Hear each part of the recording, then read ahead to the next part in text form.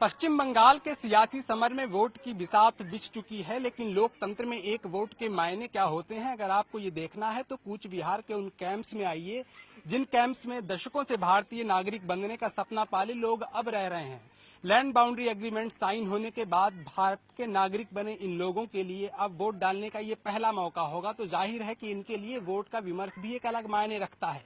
लेकिन पहली बार भारत के नागरिक बने इन लोगों के मनों में अब किस तरीके की चिंताएं हैं या किस तरीके की सोच है, किस तरह से ये भारतीय लोकतंत्र को और लोकतंत्र के उत्सव को देख रहे हैं, इनके अपने सुख क्या है, दुख क्या है, देखिए कूच बिहार से ये रिपोर्ट। दुनिया के सबसे बड़े लोकतंत्र में रहने और उसका नागरिक होने की क्या खुशी होती है, कूच बिहार के हल्दीबाड़ी एन्क्लेव में रहने वाले इन लोगों से पूछिए, जो कुछ महीने पहले ही बांग्लादेश से आए हैं और भारत की नागरिकता ली है। भारत और बांग्लादेश के बीच पिछले साल हुए लैंड बाउंड्री एग्रीमेंट के बाद इन लोगों ने अपना घर बार और जमीन जायदाद सब कुछ बेचकर खुशी खुशी भारत की नागरिकता ली। आज ये लोग यहाँ पर अस्थायी आवास पर रहते हैं। थोड़ी मुश्किलें हैं, थोड़ी समस्याएं हैं, लेकिन भारत का नागरिक कहलाने पर इन्हें गर्व है।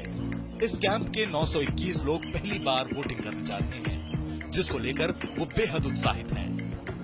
बहुत अच्छा लगता है, लेकिन इंडिया आया, इंडिया का जो संविधान है, हमारा जो अधिकार है, यही पहली बार हम अधिकार देने के जा रहा है, ये बहुत अच्छा लगता है। এখানে এসে যে একটা ঘর দিয়েছে, অর্ধেক পাকা অর্ধেক টিনের, ফ্যান একটা পাকা, মানে একটা मकान मिला आपको?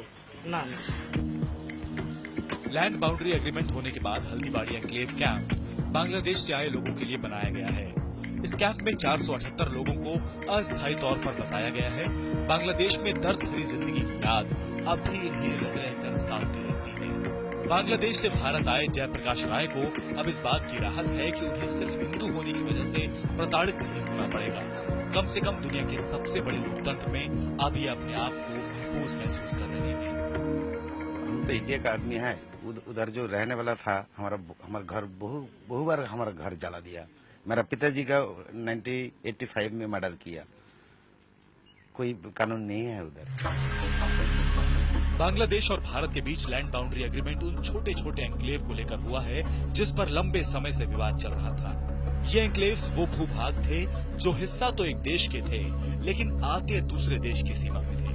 सीमा निर्धारण के इसी विवाद को सुलझाने के लिए दोनों देशों के बीच ये समझौता हुआ है। भारत बांग्लादेश के बीच लैंड बाउंड्री एग्रीमेंट पहली बार 1971 में साइन हुआ। ये समझौता कई कारणों से असफल रहा।